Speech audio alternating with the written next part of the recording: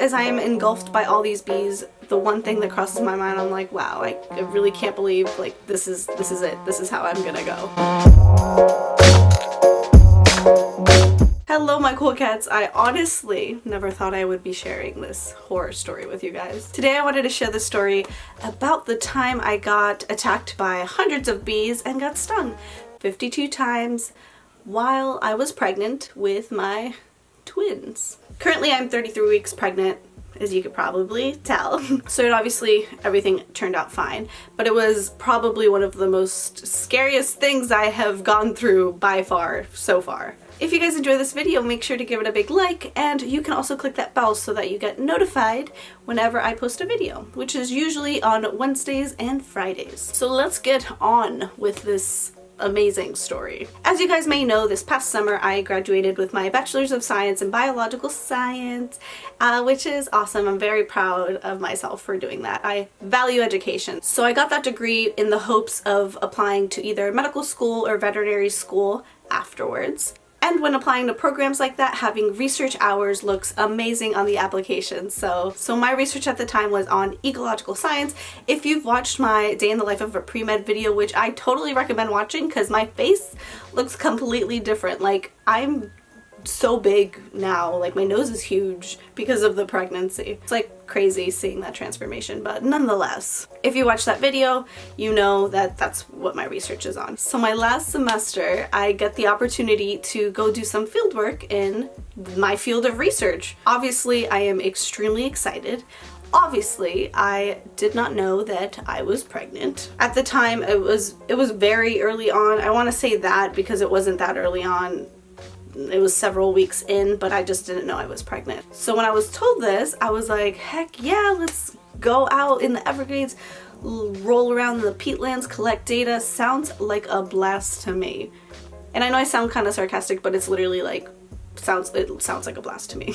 And that is where the story really begins. So I woke up that morning and we had to meet at the school at around 6 a.m. So what I was wearing, and this is kind of important, that's why I'm just telling you guys, I was wearing a long sleeve pink outdoor, okay, the pink isn't that important, but pink outdoor shirt, and for the pants I was just wearing normal boy cargo pants because I didn't have enough time to find like an actual outdoor pants. I was also wearing a visor, sunglasses because, you know, gotta protect your eyes, and I was also carrying this tiny little backpack which had my water, my snacks, tangerines. I carry tangerines everywhere I go. Even now that I'm pregnant, I just carry them everywhere. We met up at around 6 a.m. I met the graduate student. She was the sweetest, kindest person I've ever met.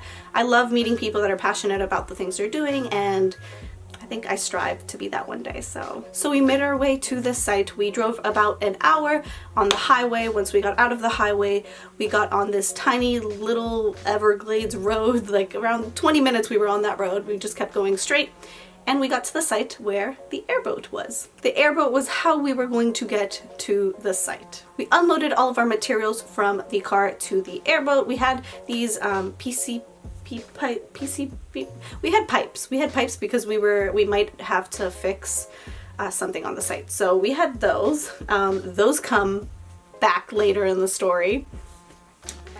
So make sure to keep those in mind. Make sure to keep those in mind. At this point, I'm like having a blast, okay? And the airboat driver's name, which, let's call him Bob. Bob was a really nice guy as well. We hopped on the airboat. I'm excited. And we're off to the site. Literally, the airboat ride was the most beautiful, most scenic thing I've ever done. There was like so many animals. There was gators looking at me, waiting for me to fall off and get eaten. And there was just lots of bird species that I had never seen before. So it was just beautiful, beautiful moment, you know, calm before the storm, I guess you could say. Now, after driving around 30 minutes, which we kind of made jokes about because if anything were to happen to you, it would take us a long time to get out of there. So yeah. Finally got to the site. I'm super pumped. Hopped off, had my glasses on, had my little visor on. I'm ready to like collect data, you know what I'm saying? So now I'm gonna explain how like things were set up and how things went down. The airboat was here. It was parked here. Bob stayed in the airboat while me and the graduate student hopped off to collect our data. The first thing we did was we hopped around the airboat and made our way to this, I want to call it a table, but it's actually like a bridge.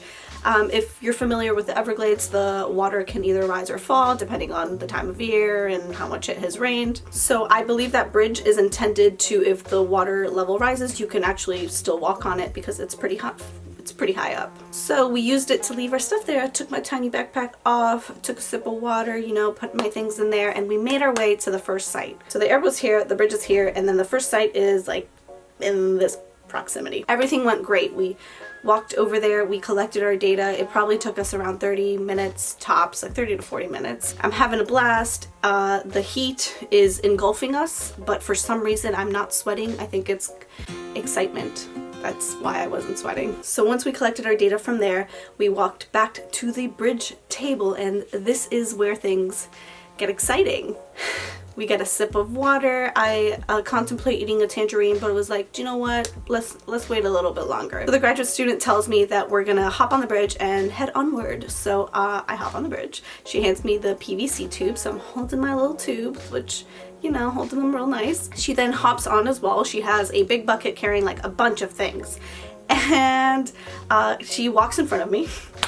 I'm laughing, but like it was terrifying, you know. Babies are moving so much right now. I think it's because they're like, I remember, I was there.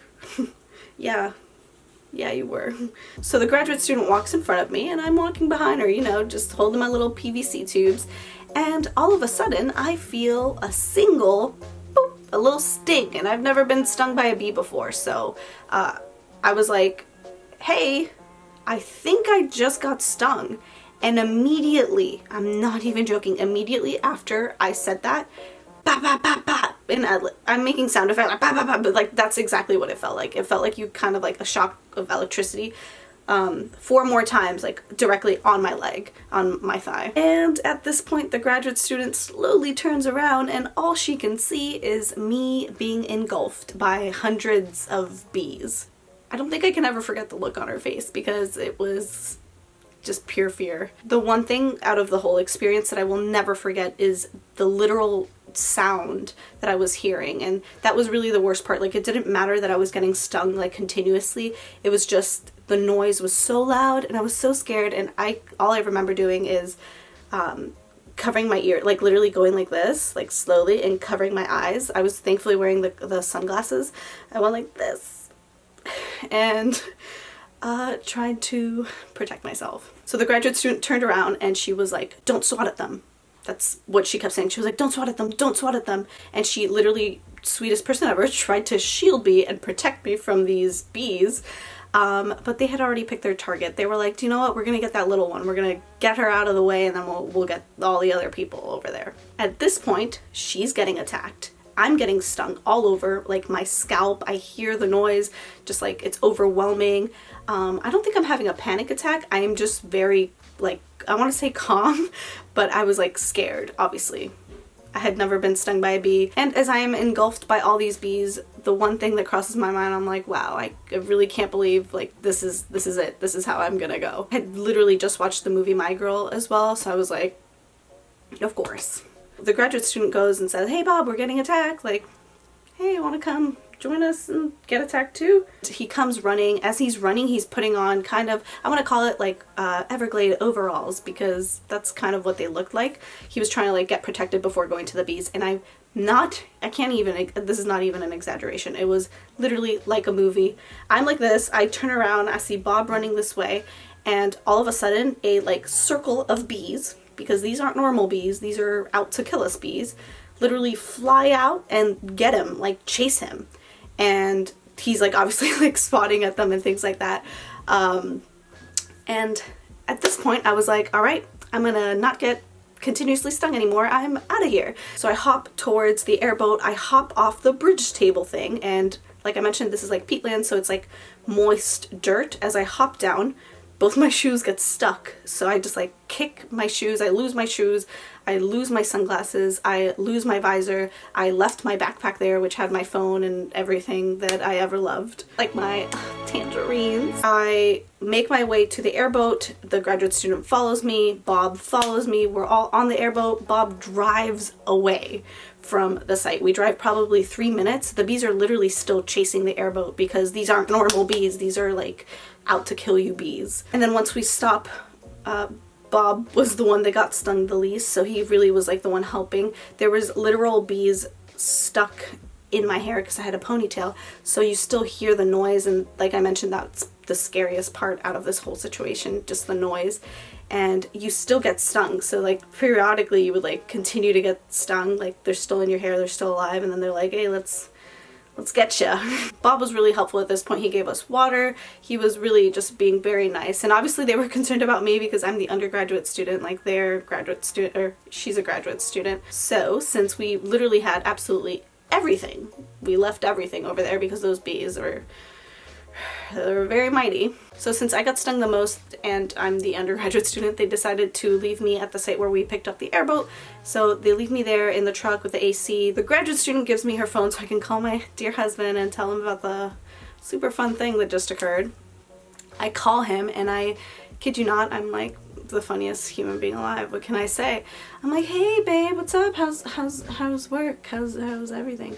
And he's like, oh, you know, everything's good. Are you done? And I was like, told him I got stung by a bee, and he's like, oh no, are you allergic? And I was like, I don't know. And then I told him maybe more than one, and he was like, go to the hospital. So I told him obviously the whole story, and I remember as I was telling the story, I was like, yeah, you know, like I don't even feel any pain, like I don't feel anything, like I'm so strong and like independent, like oh my god.